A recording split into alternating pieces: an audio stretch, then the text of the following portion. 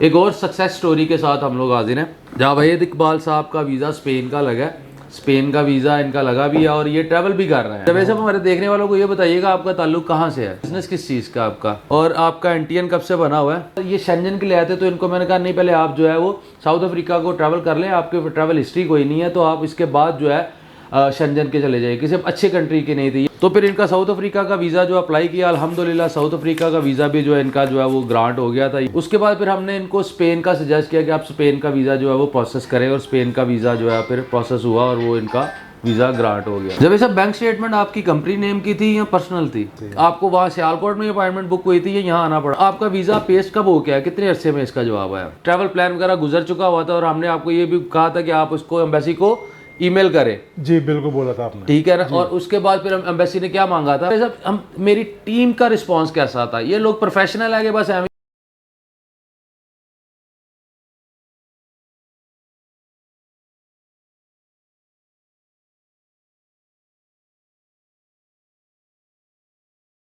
बिस्मिल्लाहिर्रहमानिर्रहीम वतुइज़्ज़ु मन तशा वतुज़िल्लु मन तशा। अस्सलाम वालेकुम। उम्मीद करता हूँ सब देखने वाले खैर खैरियत से होंगे। एक और सक्सेस स्टोरी के साथ हम लोग हाजिर हैं।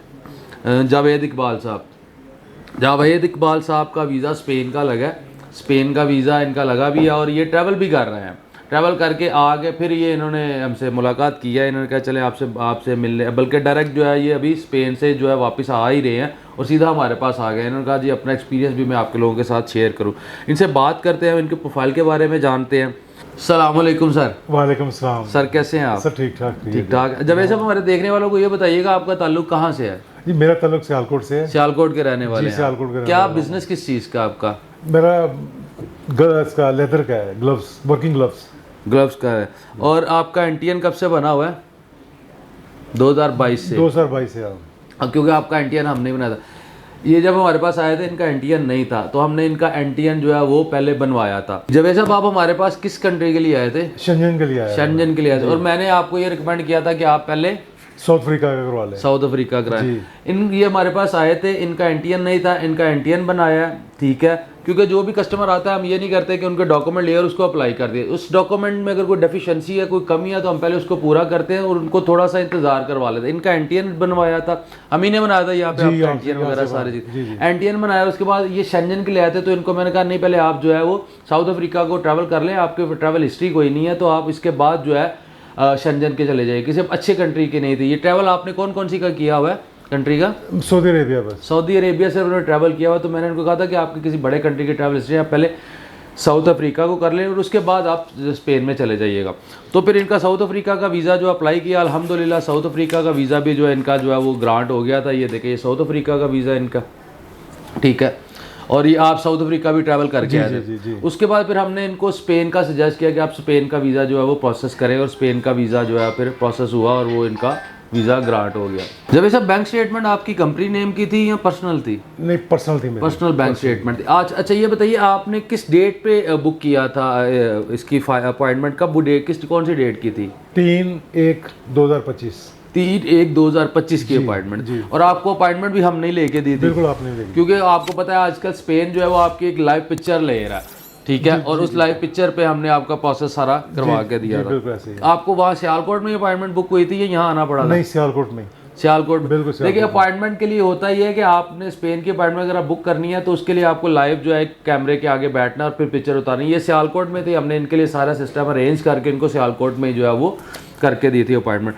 और आपका वीज़ा पेश कब हो गया, कितने अरसे में इसका जवाब आया? 5 महीने में आ गया था। 5 महीने लगे हैं। स्पेन थोड़ा सा टाइम जरूर ले रहा है क्योंकि आपको पता है शेंजन में चंद ही कंट्री है जो वीज़े दे रहे हैं। स्पेन है, नीदरलैंड है, फ्रांस है, जर्मनी है। ठीक है, यही कंट्री वीज़े दे रहे हैं। अब कुछ कुछ की जो अपॉइंटमेंट की अवेलेबिलिटी का इशू है, इसलिए स्पेन के ऊपर जो है थोड़ा सा ओवरबर्डन हुआ है। तो ये जो है तकरीबन 5 महीने इनके लग गए। ये इन्होंने जनवरी में 3 जनवरी को आपने अपॉइंटमेंट जमा, 3 जनवरी को अपॉइंटमेंट जमा करवा, अपॉइंटमेंट आई थी इनकी और केस जमा हुआ था। और 14/6 इनका जो है वो 30/5 को वीज़ा पेस्ट हुआ है। 30/5 को वीज़ा पेस्ट हुआ है, यानी कि तकरीबन 5 महीने लग गए इनके। अच्छा, एक और भी मामला मुझे जहाँ तक याद आता है, आपको हमने ट्रैवल प्लान वगैरह गुजर चुका हुआ था और हमने आपको ये भी कहा था कि आप उसको एम्बेसी को ईमेल करें। जी बिल्कुल बोला था आपने। ठीक है ना। और उसके बाद फिर एम्बेसी ने क्या मांगा था?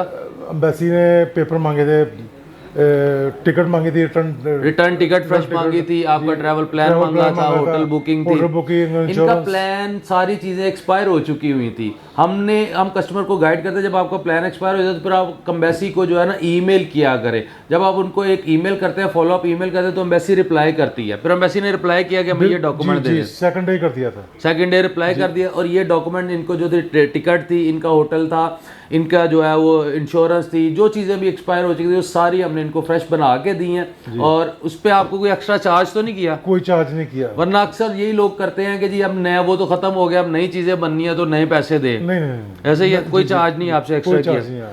वो डॉक्यूमेंट दिए और इनका जो है 2 दिन में वीज़ा पेश होके आ चुका था। बिल्कुल ऐसे ही। अच्छा सर, मुझे ये बताइए, आपने हमें अप्रोच कहाँ से किया है? फेसबुक से।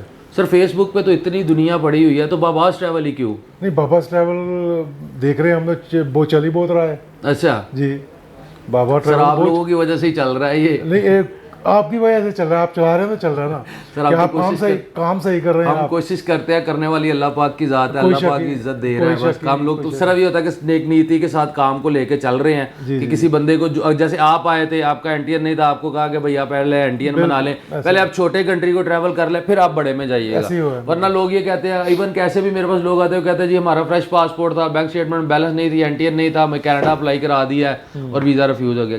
अक्सर मार्केट में हो क्या रहा है, लोग ये नहीं देख रहे कि कस्टमर का प्रोफाइल क्या, हम उसको कैसे प्रोफाइल को बेहतर करें।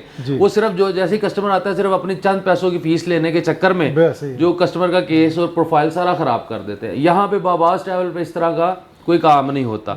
कस्टमर की जो डेफिशिएंसी या डॉक्यूमेंट की, हम उसको पहले प्रिपेयर करते हैं, उनको तैयार करते हैं चीज़ों को, उनको थोड़ा टाइम लग जाता है, मगर ये है कि वो अब इनका आगे हम इंशाल्लाह ताला यूके भी करेंगे। अगली वीडियोस में आप हमें देखेंगे, इनका यूके भी हुआ होगा, यूएस भी करेंगे, और इनका जो ड्रीम डेस्टिनेशन जो है कनाडा वगैरह या ऑस्ट्रेलिया, इन सारे इन कंट्रीज़ को इनको ट्रैवल कराएंगे। अच्छा, आप स्पेन और ये सारी जगह घूम के आ गए हैं? स्पेन भी गया हूँ। कोई प्रॉब्लम हुई हो यहाँ पे या स्पेन एयरपोर्ट पे? कुछ भी नहीं हुआ मुझे, कोई क्वेश्चनिंग नहीं, कोई क्वेश्चन। कैसे लगे स्पेन में? स्पेन कहाँ गए थे आप? स्पेन में बार्सिलोना में रहा हूँ। बार्सिलोना में। और कौन कौन से कंट्री देखे साथ? जर्मनी चला गया था मैं, 2 दिन रह के जर्मनी चला गया हूँ। तो उसके बाद फिर हम गए थे स्विट्जरलैंड गए थे। एक आधा दिन और एक रात स्विट्जरलैंड में। ये गुजारी। तो क्या फर्क नजर आया पाकिस्तान में, स्पेन में, स्विट्जरलैंड में और उसमें? जमीन समान का फर्क है। अच्छा, मसलन हम जमीन है कि वो जमीन है? वो स्मार्ट। अच्छा जी, वो जन्नत है जी। अच्छा, सफाई के सफाई बहुत है वहाँ पे, हरियाली बहुत है, तो बदतमीजी नहीं है, इंसान को इंसान की इज्जत की जाती है। बिल्कुल ऐसे ही है, यहाँ पे कोई वैल्यू नहीं है। डस्ट, मिट्टी और आलूदगी और पोल्यूशन सारा कुछ यहाँ पे। आज ही वापस आए हैं आप ना? आज मैं आया हूँ और सीधा इधर ही आया, इधर ही हैं अभी, आप वापस नहीं गए। हमने जब साहब से रिक्वेस्ट की थी कि आगे ना एक वीडियो हमारे साथ शूट करें, ताकि हम देखें। ये वीडियो शूट बहुत से लोग कहते हैं कि ये मार्केटिंग के लिए होती है। बेशक आप बिल्कुल ठीक कहते हैं कि मार्केटिंग के लिए होती है, मगर इसमें यह भी होता है कि जब दूसरे बंदे की बात हम आप तक कन्वे कर रहे होते तो आपको ये भी आइडिया हो जाता है कि इनका प्रोफाइल क्या था, बिजनेस कितना पुराना था। अब ये देखिए 2022 का सिर्फ इनका एनटीएन बना हुआ कि बिजनेस कितना पुराना था, बैंक स्टेटमेंट थी, बिजनेस किस चीज़ का था, पहले ट्रैवल हिस्ट्री क्या थी।